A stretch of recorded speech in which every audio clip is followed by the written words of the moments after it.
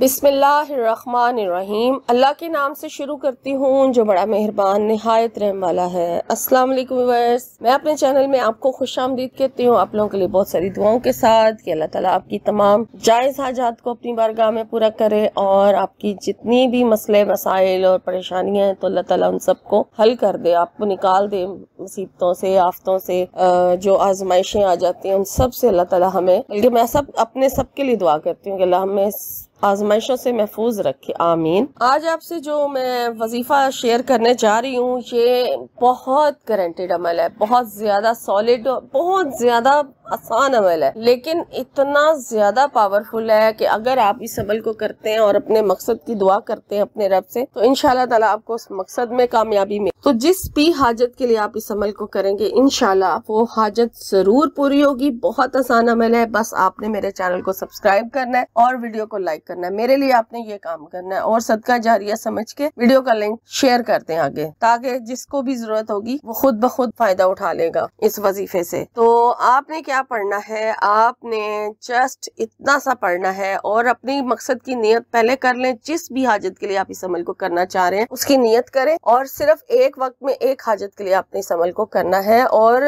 जितने भी वजीफे आप करते हैं ना, जो आप कहते हैं कि हमारा वजीफा काम नहीं कर रहा, तो उसका बेहतरीन हल यही होता है कि एक वक्त में सिर्फ और सिर्फ एक अमल किया जाए, एक वजीफा किया जाए। ज्यादा अपने ऊपर बर्डन ना डाला करें। ज्यादा अगर आपका दिल चाह भी रहा होता है ना जिक्र अस्कार में, तो सिर्फ वो जिक्र अस्कार किया करें जैसे अल्लाह का जिक्र होता है, जैसे तीसरा कलमा पढ़ लिया करें या फिर दुरूद शरीफ पढ़ा करें, अस्तगफार पढ़ा करें। ये तीनों जो तस्बीह ना ये कर लिया करें हर नमाज के बाद। ज्यादा से ज्यादा इसका विर्द रखें, लेकिन उसके अलावा जब कोई वजीफा आप करते हैं ना तो वो एक वक्त में एक ही किया करें। किसी भी हाजत के लिए सिर्फ एक वक्त में एक किया करें, ताकि आप पे खुद पे भी बोझ ना पड़े और आपका वजीफा भी कामयाब हो जाए। तो अब आपने क्या पढ़ना है, नियत कर ली आपने अपने मकसद की और ये बावजू अमल होगा। आपने सबसे पहले तो दुरूद शरीफ पढ़ना है। अब दुरूद शरीफ मैं हमेशा कहती हूँ कि कम से कम 3 बार जरूर पढ़े और उसके बाद अलावा जितना ज्यादा पढ़ना चाहते हैं पढ़े। और फिर आपने उसके बाद दुरूद शरीफ पढ़ने के बाद 19 मरतबा बिस्मिल्लाहिर्रहमानिर्रहीम पढ़नी है, पूरी पढ़नी है 19 मरतबा। और फिर उसके बाद जब ये 19 मरतबा हो जाएगा,